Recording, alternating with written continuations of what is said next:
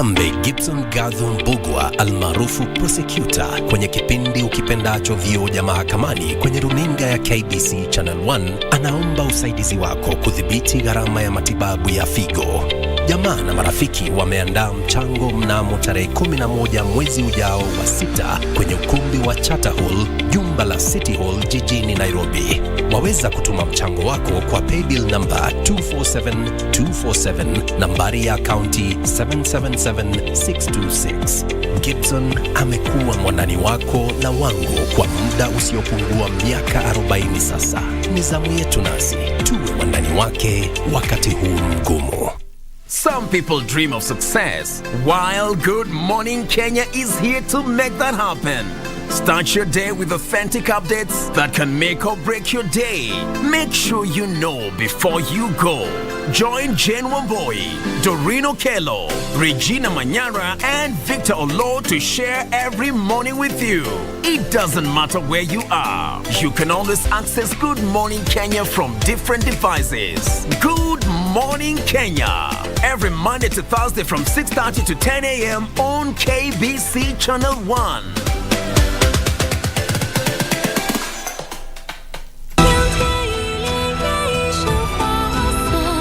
What did you say? Does my father look that terrifying? He's the avian king and will rule the world. Why doesn't Lance just accept his offer? Get a closer look at the avian kingdom and pay attention to Sky's children. Master! The trials. Let's go.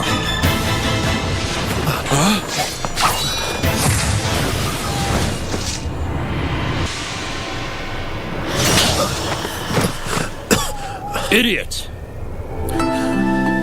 都是假象。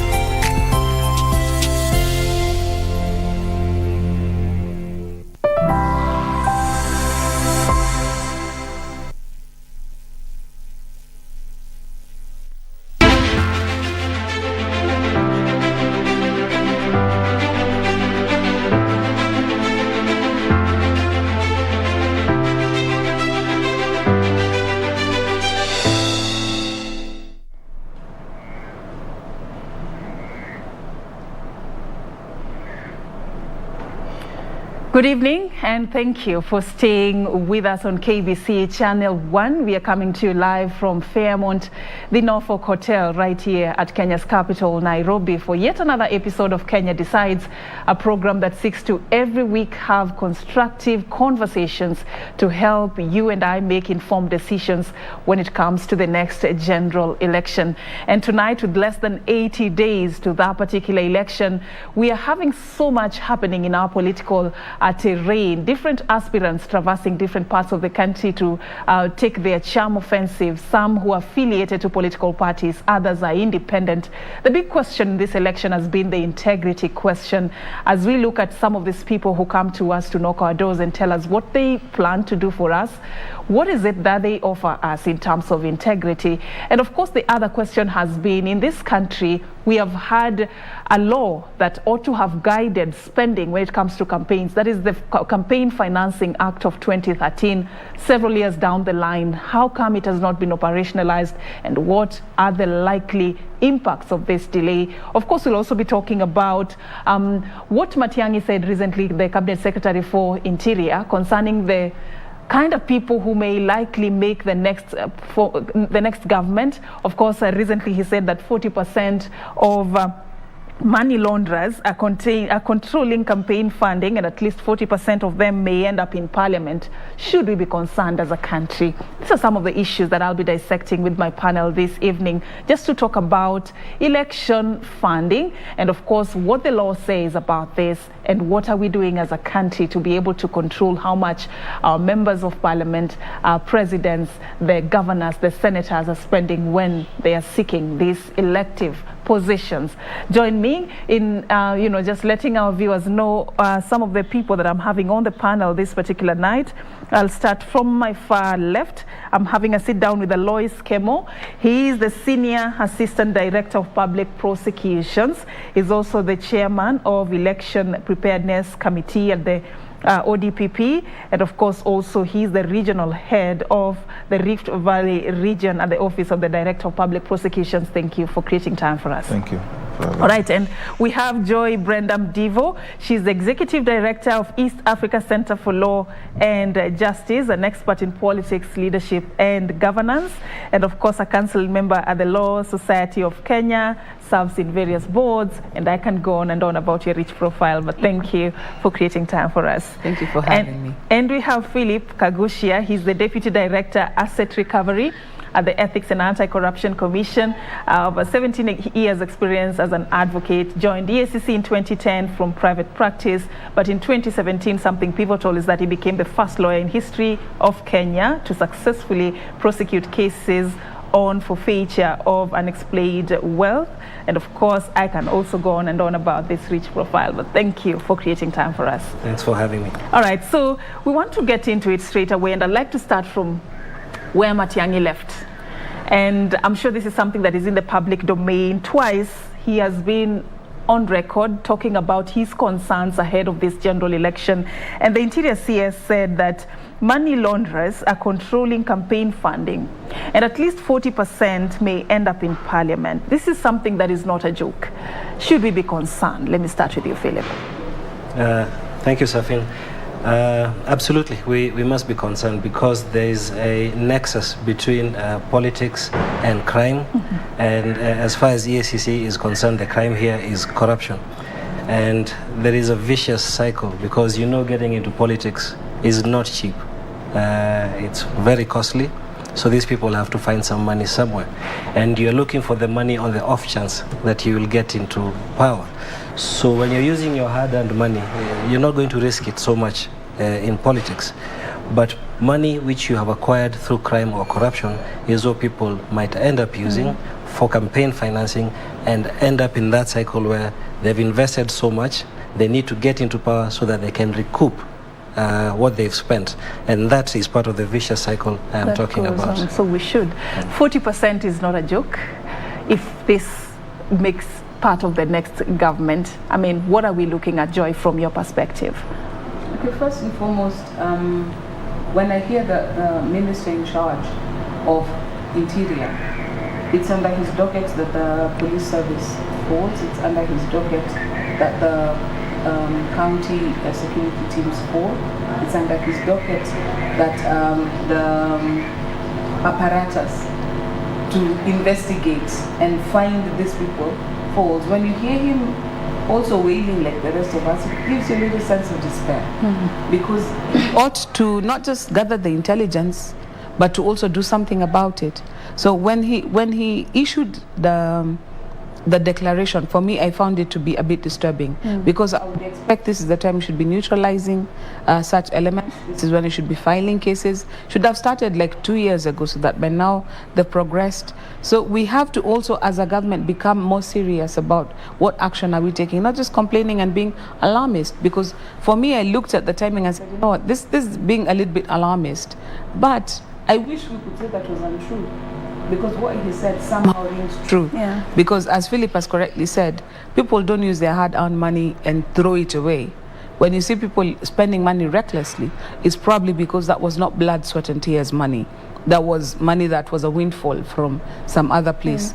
That means there's something wrong with our entire nomenclature. How do we make money to begin with? Why is it that accessing office, public office, that ought to be service, is actually somehow an investment? Why is it so expensive to run for office? I think as Kenyans, the conversations, therefore, is not what Matiang'i has said, for example, for now, is just giving us an opportunity to think. Why is running for office in Kenya so expensive? Why should it not just be something simple? Why, I've said it before and I'll say it again, why do we pamper our politicians? Keep giving them more and more perks to make it more and more attractive. I mean, if you ukitaka kuacha umaskini na kona saba, you run for office. We need to have a conversation of saying, you know what, this is supposed to be service. Can we scale it back to service? All right. But unfortunately, that conversation has to go back to Parliament. But that's a discussion for another day. And his messaging has been very consistent. Just yesterday when he was addressing the who is who in business, he actually said that intelligence agencies are aware that politicians are extorting cash from prominent businesses in exchange for alleged protection in the next government. This was yesterday. And his messaging has remained on that same wavelength over time. And let's just like to, forward this to you, Mr. Kemo. Are you part of that intelligence? I want to assume you are. Are you reading the same trends as the CS is reading? I'm not part of the intelligence, but the issue is of concern and it is very disturbing. Yeah. And why it is disturbing is, if we start from the Constitution, the chapter that talks about representation, it provides that we should have free and fair elections, devoid of any violence, improper influence or corruption. And what the minister said should really be of concern to the citizens of this country, because it potentially locks out people who would be competent but are poor or do not have the resources.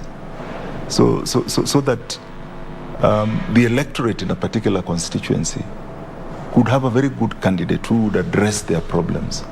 But just because they cannot afford to compete with somebody who has the resources, they would not get to office because of that. And then you want to talk about those who are vulnerable. We have the youth who really could also be very competent people. We have the women. We have people who are suffering disability.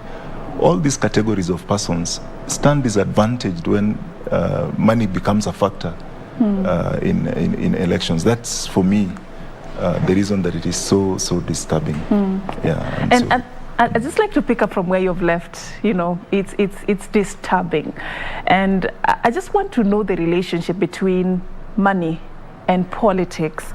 There's one US-based political guru who said that money is the mother's milk of politics, and you know how precious mother's milk is. Is it that important, Philip, and why? So here's the thing, when we passed the Constitution in 2010 and we had a dedicated chapter on leadership and integrity, that is chapter 6 of the Constitution, we were hoping that people who are sent to public office understand that that office is a public trust, and that what they are going to do there is serve the people. Unfortunately, it seems as if those offices have become places where they can go, to use your own word, to milk and get money out of it.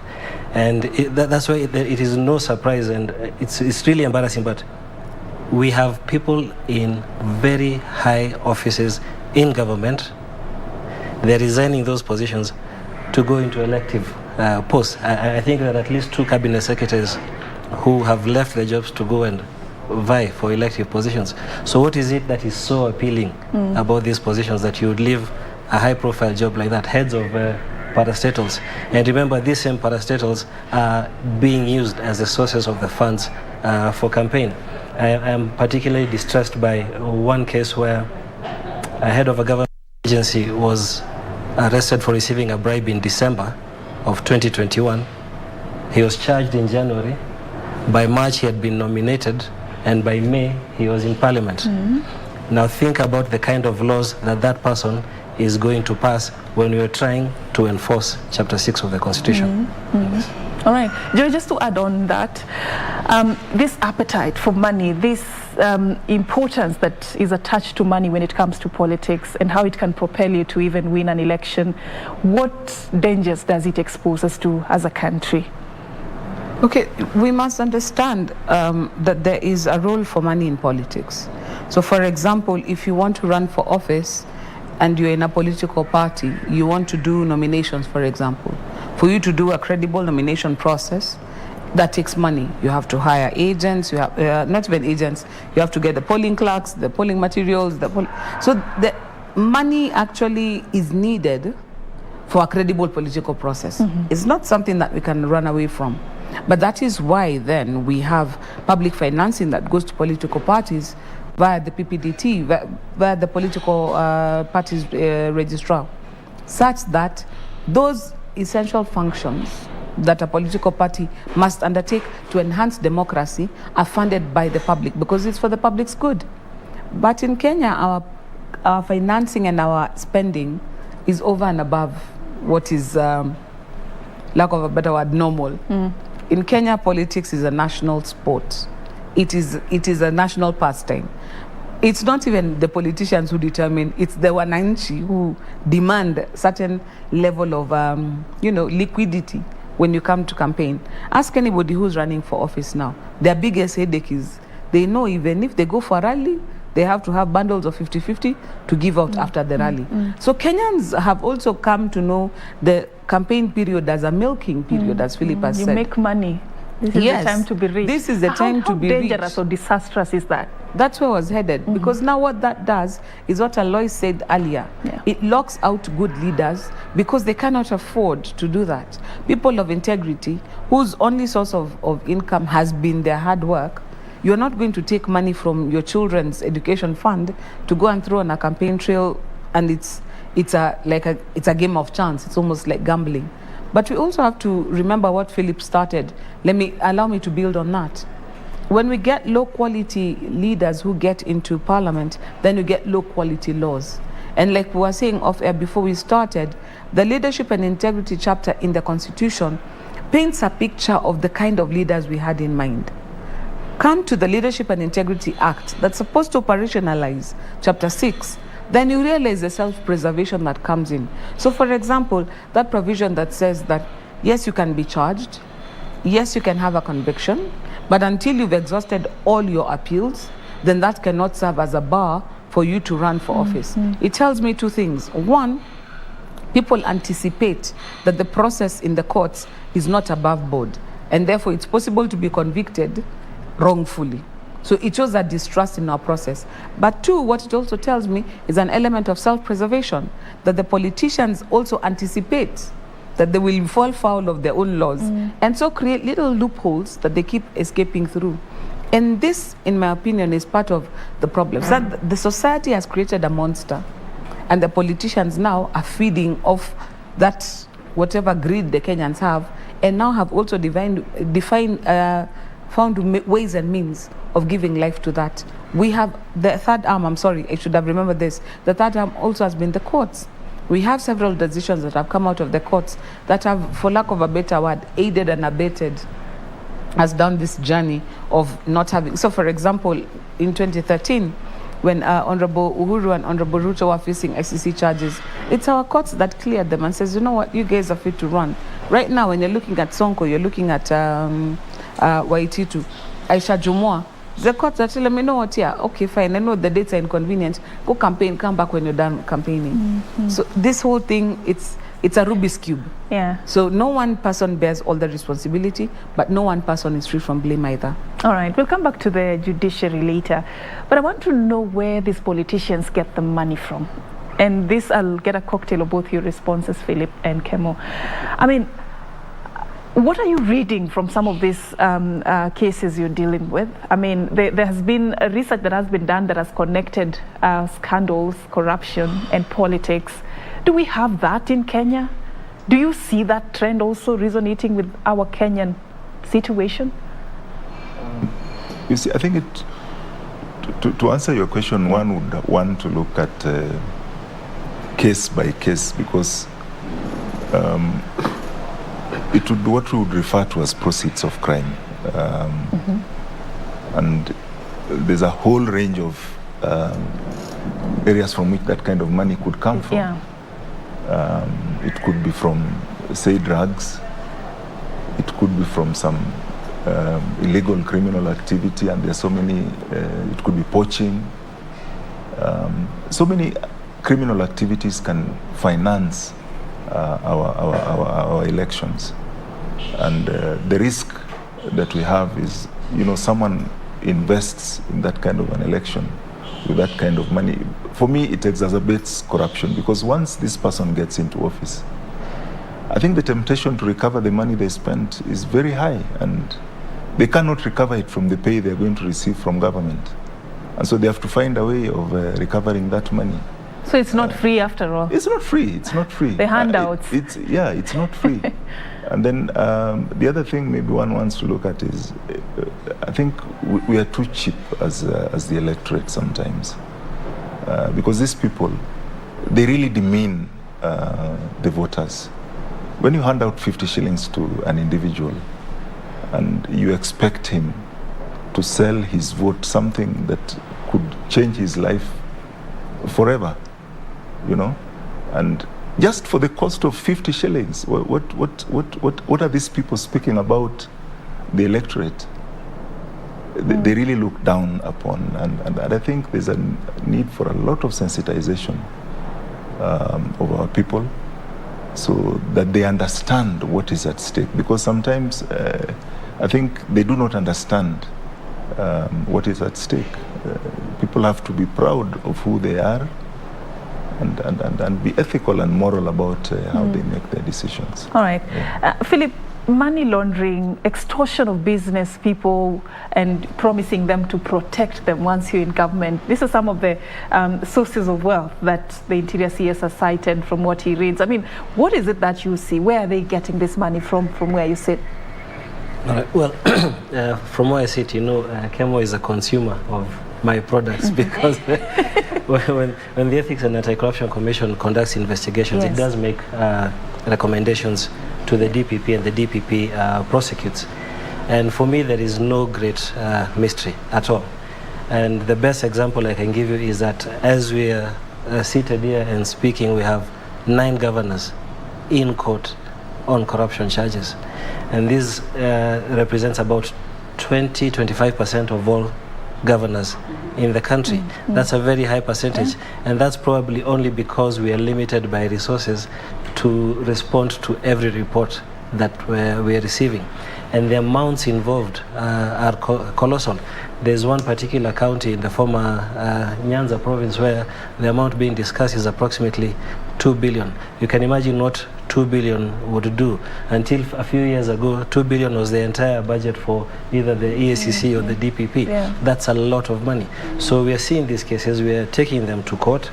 But allow me to mention just one thing, and this is in connection with what Kemo says about the 50 bob and the demeaning of the voter. EACC's mandate isn't just what people see, which is the enforcement side of it, because we combat and prevent corruption. And that's done through law enforcement, education, training, public awareness, as well as the promotion of ethics and standards. Now, when creating public awareness, it's appearing on forums such as these and letting people know that some conduct is unacceptable. And there's people you can report these cases to. In a previous life, before I went back to legal services, I was in communication, and we had a very good slogan where we were talking about the example of 50 bob. 50 bob or 5 years of pain. You know, these are the kind of messages that we need to be sending out. 50 bob or 5 years of pain. 50 bob today or 5 years of pain. And one message EACC has been reiterating, especially our CEO, Major Twali Barak, he keeps saying that the citizen has a role to play. Okay? And the role of the citizen is, if the laws are falling short, they're not giving us the teeth to bite, there is one place where the citizen can take action and there is no recourse, at the ballot. So it is upon us to educate the public, to sensitize them, to let them understand that this 50 bob is not going to take them anywhere, and they can vote leaders with integrity and lock out the guys who are thugs. And just to summarize on one issue about using this money proceeds of crime to run for elections, you lock out viable candidates, decent candidates, but at the same time you open the back door for very sinister characters. Indeed, it could even be a foreign force which is financing your campaign, and at some point in future you're in a position of power. So it's really complex, and I'm just happy to mention, because I think we were in a case together with the DPP recently, the courts decided that EACC can also investigate and recommend charges for money laundering. Previously, that was unclear, but as of March this year, now that is settled. Yes. Just to stay on that matter a little bit, does it mean that the politicians have ways to outsmart the system and the structures? Because for them to even afford to use money from illegal means to campaign their politics and political activities, what are the loopholes that allow that to even happen? You have to understand that these people, we treat corruption as a white-collar crime, okay? And it seems all clean because it's usually budgets, tenders, procurements, and so on and so forth. But it's still crime. It is still crime. And criminals are in almost all jurisdictions ahead of law enforcement because they don't sleep. Hawalali, they're busy coming up, inventing new schemes to steal. For example, when we were able to hit them on procurement, failing to follow procurement procedures and charge them, they are now budgeting for the corruption. So you have whatever entity they're in charge of, whether it's a county, whether it's a parastatal, they have factored in what they're going to steal in the budget because that is where we used to get them. So they're constantly thinking, they're constantly ahead of us.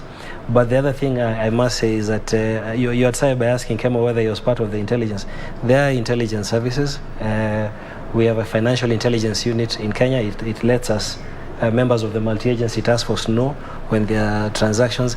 And in that way, we are able to mitigate what it is that these criminals are doing. Let's just call them criminals because that's what they are. All right. Joy, I mean, what does the law say? Ordinarily, where should politicians get their funding and how should they spend this money? How is that controlled within the law?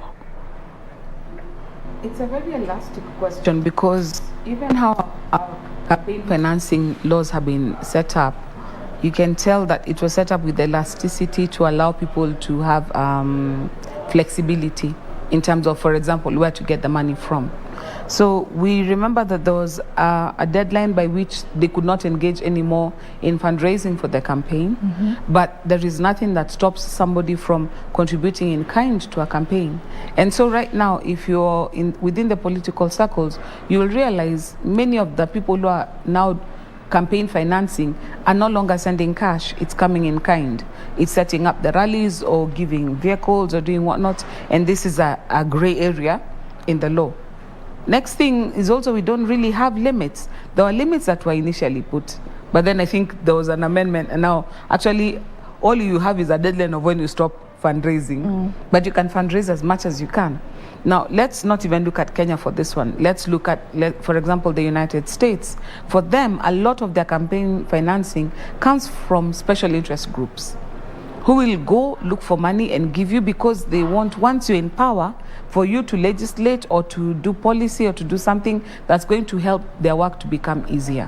What that has done, and what we have seen also in Kenya, is that now you have government policy starting to follow private enterprise.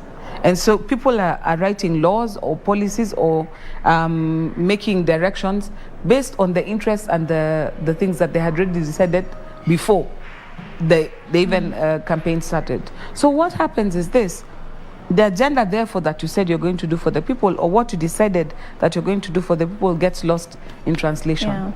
A campaign financing, again, says because you're getting money from the fund, the political parties fund, there ought to be some accountability. But the Office of the Auditor General does not have direct access to audit political parties directly. And so they're receiving public funds, but for most of them, we're not sure how it's spent. Does it all go to paying the Secretary General? Does some of it actually go to civic education because they're supposed to do civic education? Does some of it go towards now, for example, empowering women, empowering youth to participate in the process? So there's no way to check.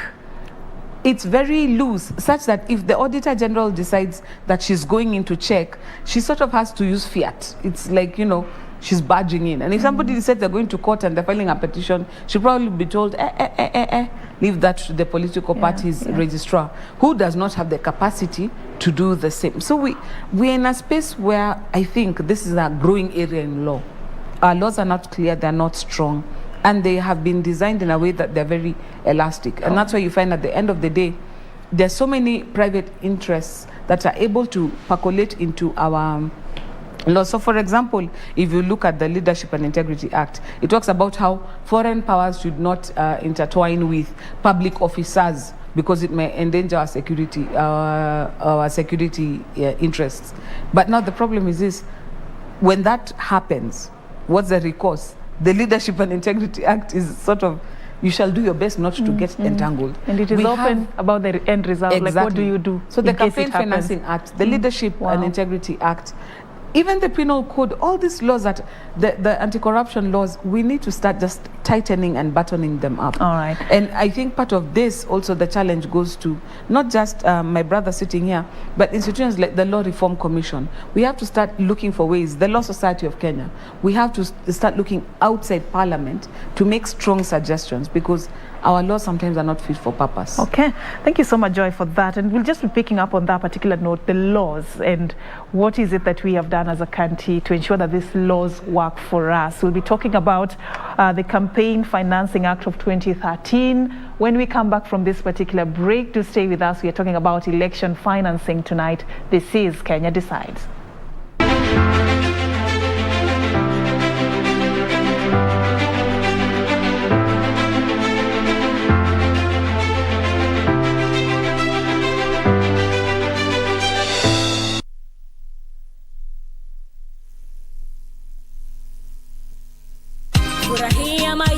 Boresha maisha na bima.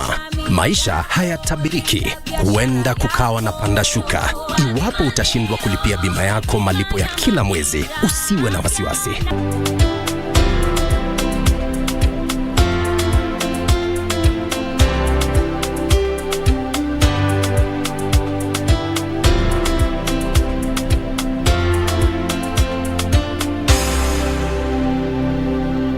Pata bima ili kuhakikisha yote yatakuwa sawa.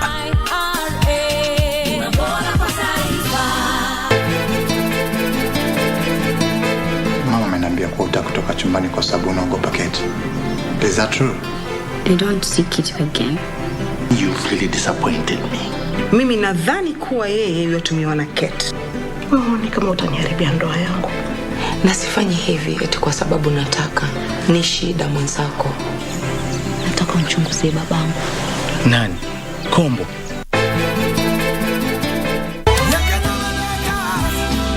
She's the lady who was going This. Calm down, Julieta.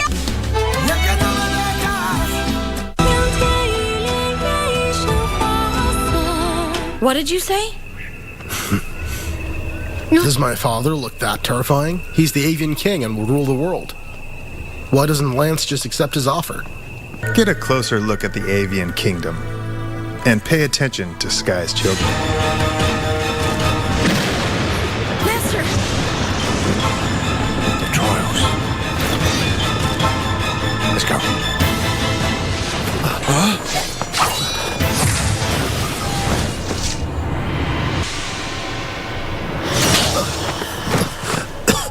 Idiot!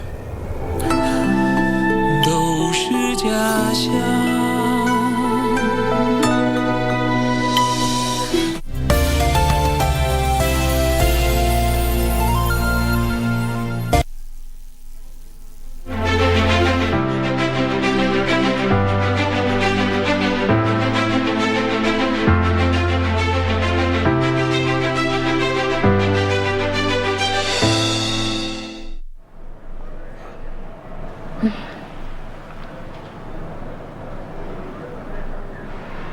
Welcome back, and thank you so much for staying with us as we talk about election financing tonight on Kenya Decides. And before we took a break, I just told you that we'll be talking about Campaign Financing Act of 2013 and even other election-related laws that ought to guide how much politicians need to spend when they are campaigning to take up political office. And when you talk about this Campaign Financing Act, it's one of the acts, the laws that were supposed to limit political campaign financing. It also promote political competition. You had my panelists earlier talking about, you know, some people may be locked out, some very good and credible leaders may be locked out of this particular process for lack of money. So this is one of the things that the Act was trying to control. But this is what has happened over time. Just in the interest of our viewers, why we are where we are today. In 2013, December, so this law was enacted, and obviously it was not implemented in the 2013 general election because it came later.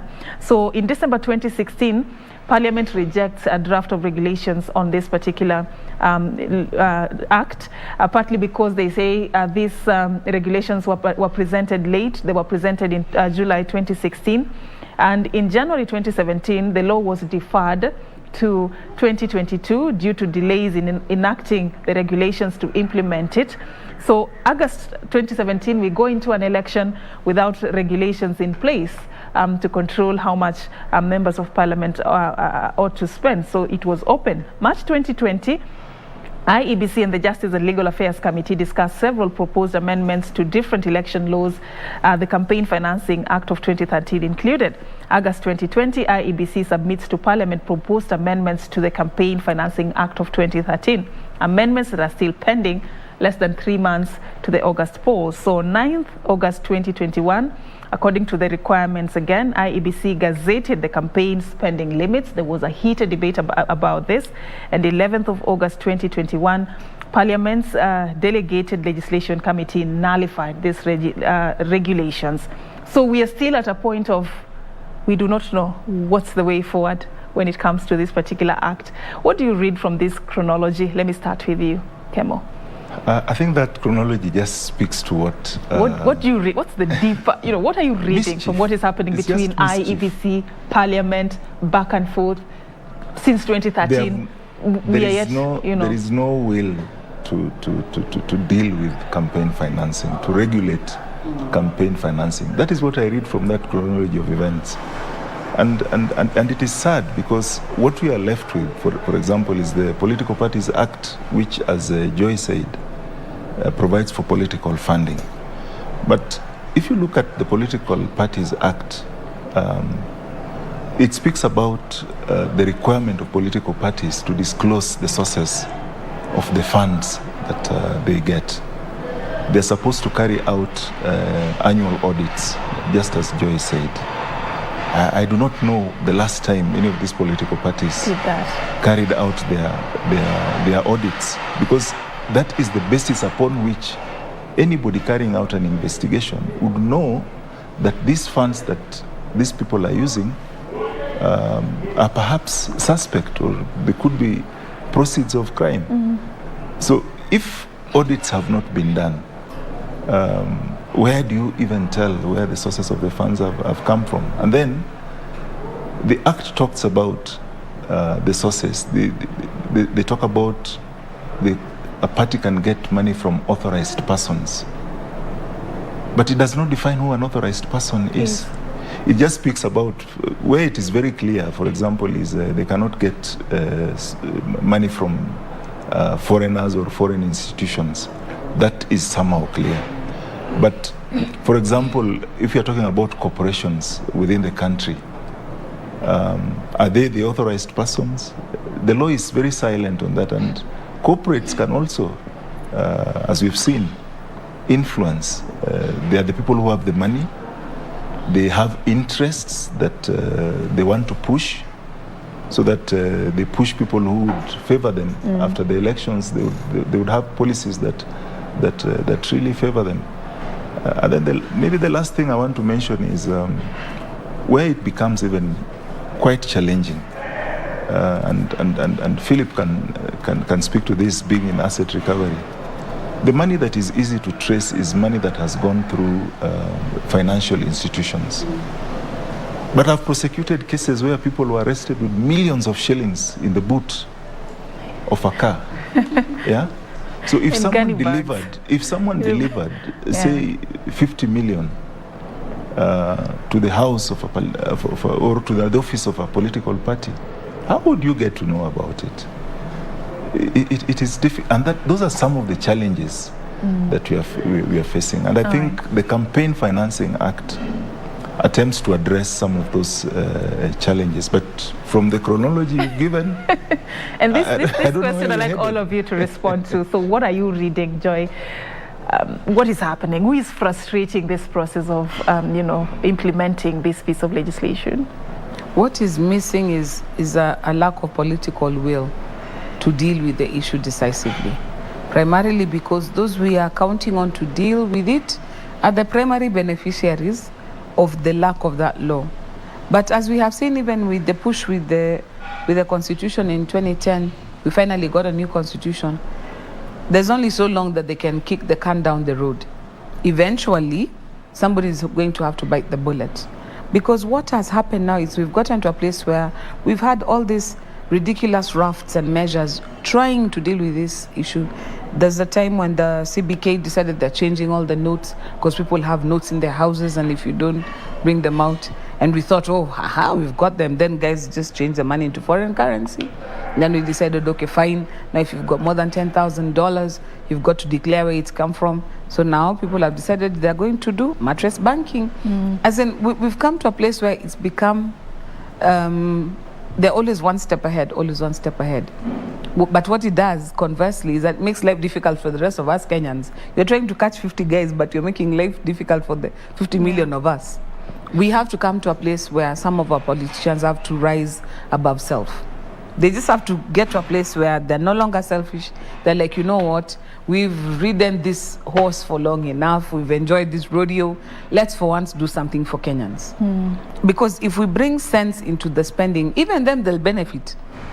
Elections will become cost effective. So you'll not need to be such a bad person, such a bad thief. Most of them, I'm sure, they don't even want to die because they know they're going to go to hell because of the things that they have done to get into political office. Right. So even for them to get to a place where we see real reform, there has to be political will. Because what I read in that chronology is that somebody is postponing a problem by not dealing with it. It's like the gender rule. Just keep postponing the problem, but one day it will become a monster. It will consume those people who are trying to ignore it now. But why would that be the case, Philip, if in the same act there is a provision for IEBC to vary the spending limits? If members of parliament had an issue with the spending limits, they could quite easily have a conversation with the IEBC on varying that and making something out that can work. I mean, why would they? It's easier to have that than not to have the law in place altogether. You know, what do you read from this? It was interesting to listen to your narrative, because at every other sentence it was Parliament rejected, Parliament nullified, and we can see who the common denominator through the entire story is. Now, I'm not suggesting that all lawmakers are either incompetent or malicious, but it does shine a light on where the problem is, but at the same time, it lets us know that we have an opportunity to fix that. The opportunity to fix that is, as you're heading towards the election, you've just told us that it's less than 80 days. People have an opportunity to do something dramatic, something incredible for this country by electing leaders who have integrity. And guess what? A lot of these questions which we are struggling over, these dilemmas that we are having, these conundrums that we are struggling with, they will be resolved in an instant, because we'll have a different caliber of political leadership in those places. One of Joy's pet subjects is the Leadership and Integrity Act. Again, at the center of that was Parliament, because if you go back to the Constitution, under Article 8, it says Parliament shall enact legislation for the effective administration of this chapter, being Chapter 6 of the Constitution. But what did they do? They gave us a watered-down version. And I think there was an attempt by civil society to go to court and say that the law was unconstitutional, but the judiciary felt that it's not enough to just say it's unconstitutional, because the argument was it did not meet the expectations of Kenyans. And remember, our Katiba is very aspirational. Chapter 6 is right up here. Unfortunately, the laws that came in were not up to par. And what I am looking forward to, if you allow me just a few seconds, is a scenario where we're in government, the public sector, law enforcement, is working together with private sector, the sort of people who can influence change. The same resources they are using to influence politicians, they can use to influence politicians for good, and our civil society organization. And this sort of arrangement is known as a collective action. There's a collective action theory where we all come together and we bring about change for the good of this country. There's an interesting trend that I have observed lately, Kemo, about you know, Kenyans and even raising queries about the integrity of some of these aspirants who are coming out. And we saw even some civil society groups the other day coming out and sort of saying that they're running what they call a red card campaign. And they've red carded quite a number of politicians that are vying in this year's election. I mean, how is that protected in law? Is it even something that is going anywhere? Is it effective, this red card campaign? I think Philip has talked about the opportunity that we have. All these gaps we are talking about in the law. At the end of the day, the voter is the ultimate decision maker. And what am I saying? You are aware as a voter that someone has been investigated, there are allegations that have been brought against that person. Yes, it has not been proved. But what does it show you? I mean, does it matter to you? Do you still want to go ahead and elect that kind of a person? Look at us public officers as opposed to state officers, for example. If a public officer is suspected of committing any offense in the workplace, or any offense really, they'll be suspended immediately. But what happens about these people that we're talking about? Yeah, but is it backed up by any law? The reason I asked you that question, is it even backed up by, I mean, these people are still, innocent until proven guilty. So when you red card them, is it effective? And so that is the only option that, let us sensitize people that, I mean, we have so many clean people around. Allow me to jump in over there and be the devil's advocate a little bit. I talked earlier about the fact that the Leadership and Integrity Act, when it talks about until all appeals are exhausted, there's the angle about not trusting the process to be credible enough and for it to be part of the problem. We have to come to a place where the war on corruption is not weaponized. It's not used as a political witch hunt, as a political tool. Because we are coming from the days of Moi, when the court system was actually used to lock out political nemesis, to paralyze those who you do not want to progress.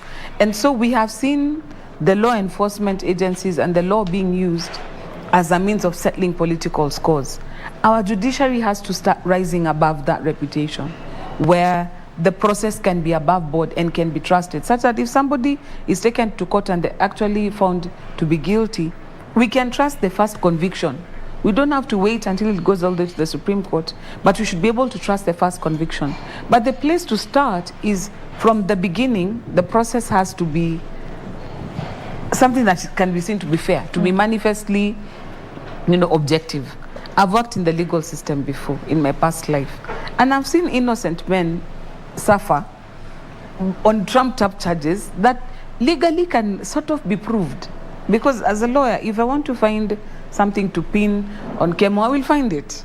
I will look for it, I will find it, I will paint the picture, and we have to find a way of empowering our investigators, empowering our prosecutors, empowering people like Philip, what they're doing, such that the evidence that they come with is something that can stand the test of time. And even a person, when they're convicted, they are sure that they're convicted properly. As long as we keep sabotaging our systems, that they are not fit for purpose, then such laws, then there's a justification. Because when I was part of the civil society that argued, what law is this you've given us? Because we worked with the CIC to come up with a watertight Integrity Act, and then we ended up with this, what we have now. And they told us, we are politicians, we are the ones who know how we use the law to... And I looked at it and I thought to myself, we are still far. And so we have to come to that place. But the red card campaign does not have a basis in law. But what it does is what in law we call it's persuasion. Let people listen to it, and if you're minded to listen, because I'll tell you something, those people who've been red carded, all of them still deserve due process. If we look at it strictly as lawyers, they deserve their day in court, they deserve to be heard, they deserve to defend themselves, and if found guilty, they deserve an appeal if it is available to them. But as a Kenyan now, you are not a court of law. then now you can look at whatever anecdotal evidence you're looking at and see whether or not it is persuasive. But moving this conversation forward, I still look forward to a day when our politicians will be selfless enough to pass laws for good and not for their own self-preservation. Because once we get there, indeed, you might fall foul of it, but what you do is secure your children's future. And I hope that we get a breed of leaders who think like that. Philip, just to come to you, I appreciate the revolution that this country has, is currently experiencing, especially in the war against graft. So many cases are coming up, so many things Kenyans are finding out that probably initially we were not exposed to that kind of information. Many people have been implicated in so many of these cases, some big fish, for lack of a better term, and we appreciate that vamped up war against corruption. But the cases are like this, but the convictions, what happens in between? I mean, we just have so many of them, but then the convictions, what is the problem? Serfine, as an advocate, I deal with evidence, and I would challenge you about the evidence in terms of the number of convictions. So let me give you an example, and we should also touch on what Joy has mentioned. Our concurrence rate with the Office of the DPP is at over 90%. So for every 100 cases that are forwarded to the DPP, over 90, the DPP concurs with over 90 of those cases, which tells you about the caliber of investigators and the quality of the investigations and the recommendations that have been forwarded to the Office of the Director of Public Prosecutions. Now, thereafter, when we go to court, if you look at the numbers, and the numbers are available on our website, and in our statutory reports, the conviction rate is actually 63%. Okay? It's not bad. And what we are hoping for is a day where we'll get to the conviction rates in developed countries, but context is everything. For instance, a lot of those cases are resolved by way of plea agreements. And that's because there's such a mountain of evidence. And once you go to court, the likelihood of you escaping justice are so slim that you'd rather enter a plea agreement and say, I plead guilty, I should have gone in for 10 years, but I'll take 5 years. So those arrangements are there, including deferred prosecution agreements, suspended sentences, and so on and so forth. On the issue of whether or not the fight against corruption is weaponized, I just have a simple rejoinder in this sense. There is not one of those persons who is innocent. Absolutely none. There is nobody who has been taken to court on the basis of nothing. They have done something, and the evidence is there.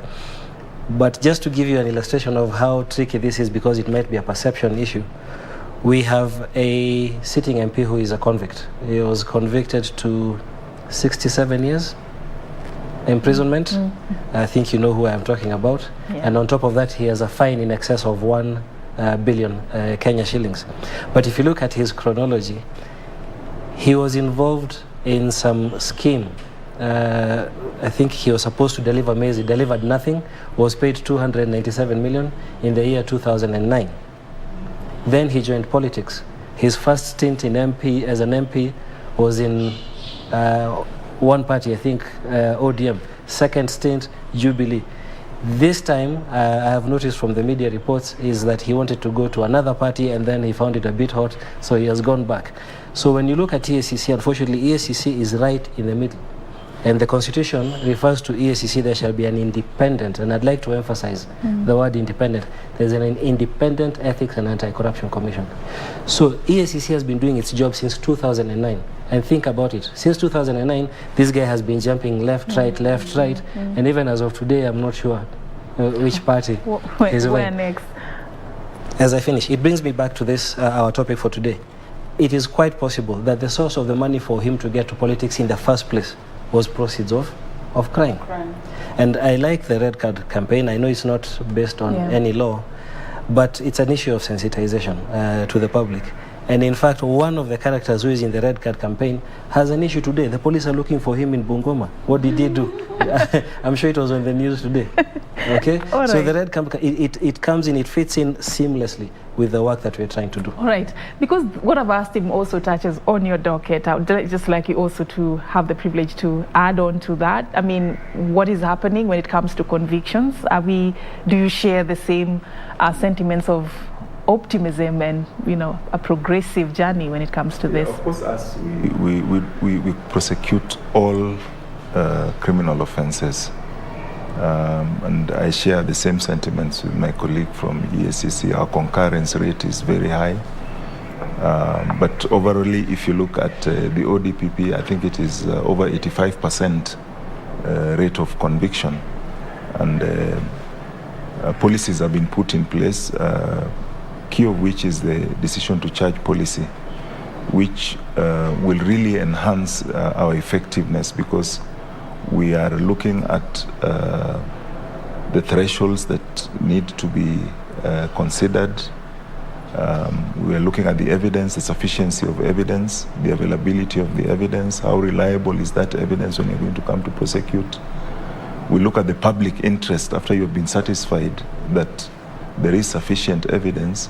You then look at what is in the wider interest of justice and decide. And then, of course, there's also the third test is the threshold test, where sometimes an investigator tells you, we have this evidence, it points to, you know, the guilt of this person, but there's still some outstanding evidence, which please give us time, we will be able to.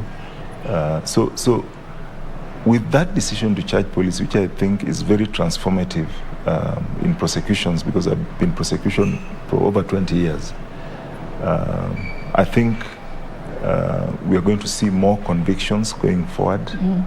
The other thing we are going to be doing is enhanced collaboration with all the investigators, more use of the multi-agency forum that we have, as Mr. Kakbusha talked about earlier, where we can then sit down as prosecutors and guide investigators, not direct them, but guide them, discuss the weaknesses in the cases, what evidence we need to get. And with that kind of arrangement, I'm very optimistic about the future that will drive all these criminals out of town. Yeah. All right. So as we're just about to wrap up this conversation, I want you to talk to that most important person in this process, and that is the voter.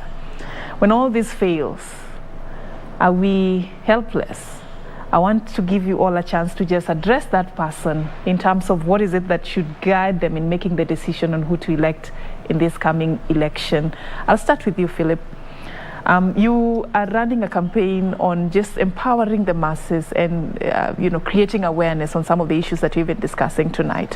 What is that single message that you'd like the voter to know?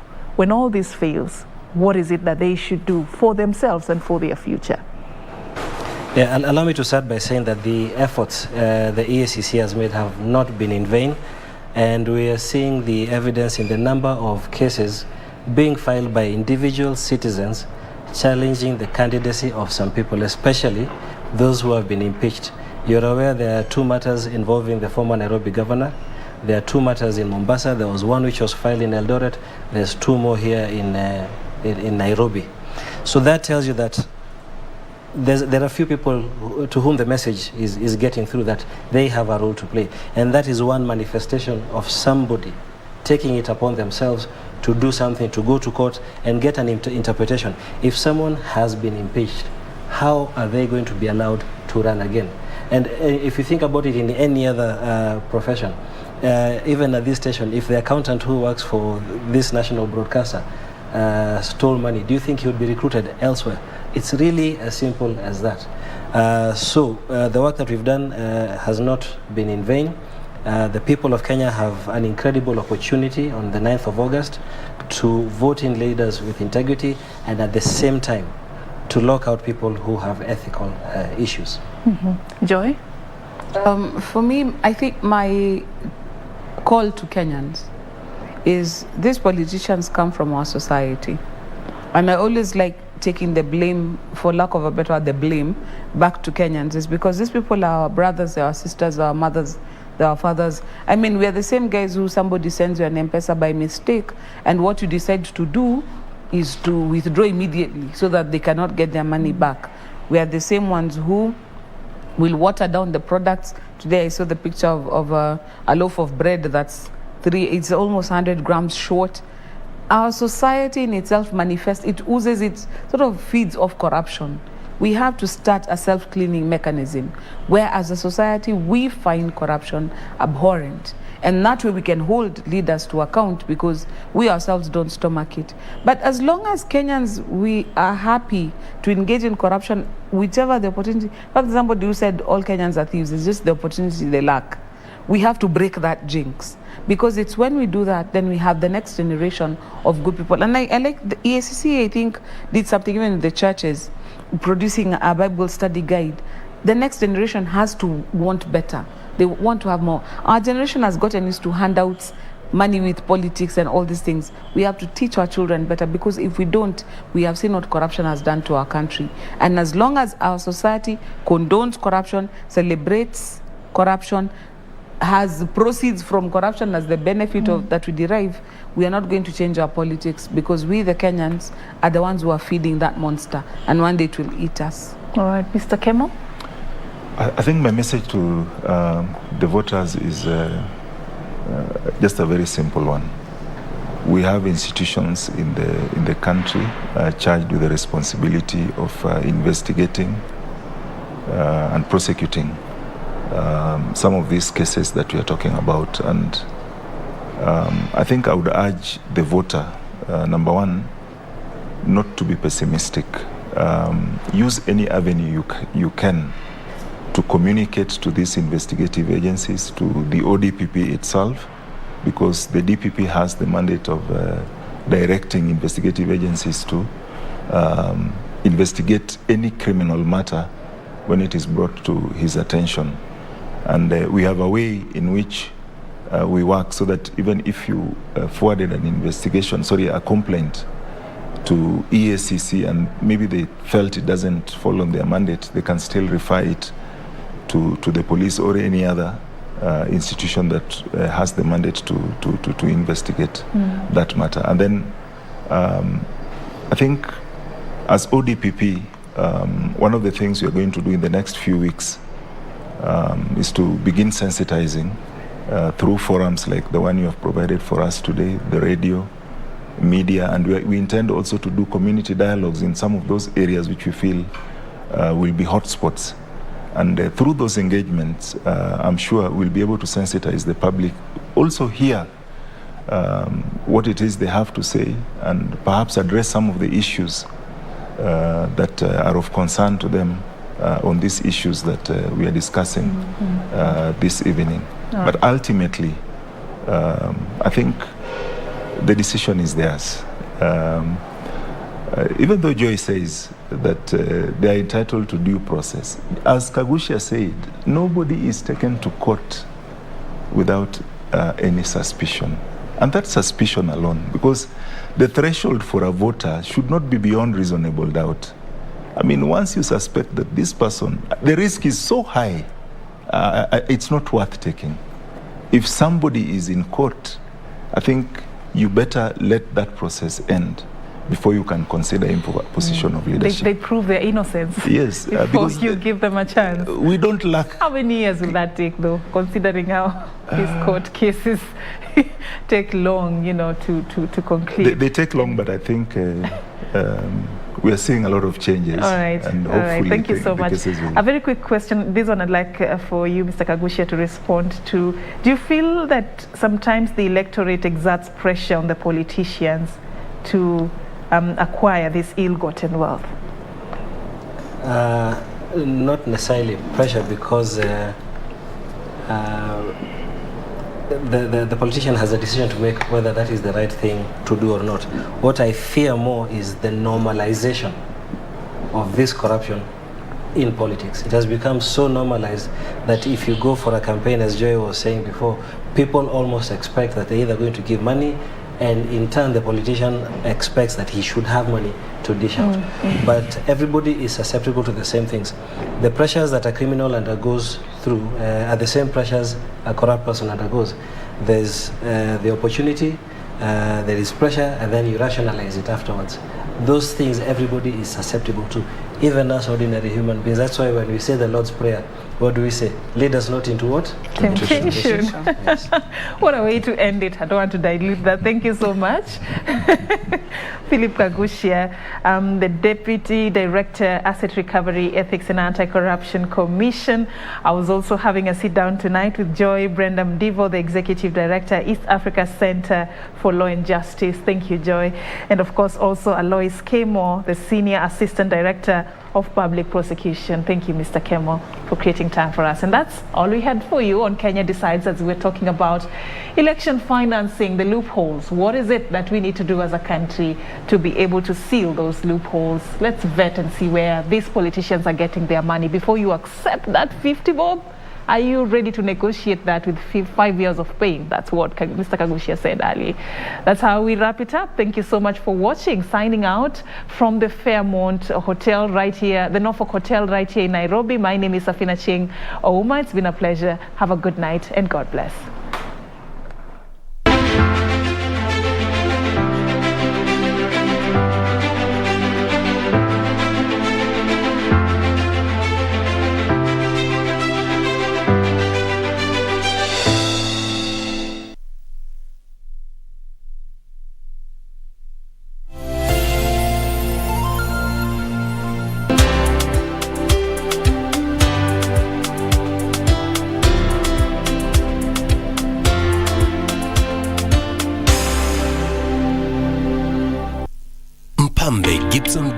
Mbugua almaarufu prosecutor kwenye kipindi ukipendacho vioja mahakamani kwenye runinga ya KBC Channel 1 anaomba usaidizi wako kudhibiti gharama ya matibabu ya figo. Jamaa na marafiki wameandaa mchango mnamo tarehe 11 mwezi ujao wa 6 kwenye ukumbi wa Charter Hall, jumba la City Hall jijini Nairobi. Waweza kutuma mchango wako kwa paybill number 247247, nambari ya akaunti 777626. Gibson amekuwa mwanani wako na wangu kwa muda usiopungua miaka 40 sasa. Ni zamu yetu nasi tuwe wandani wake wakati huu mgumu.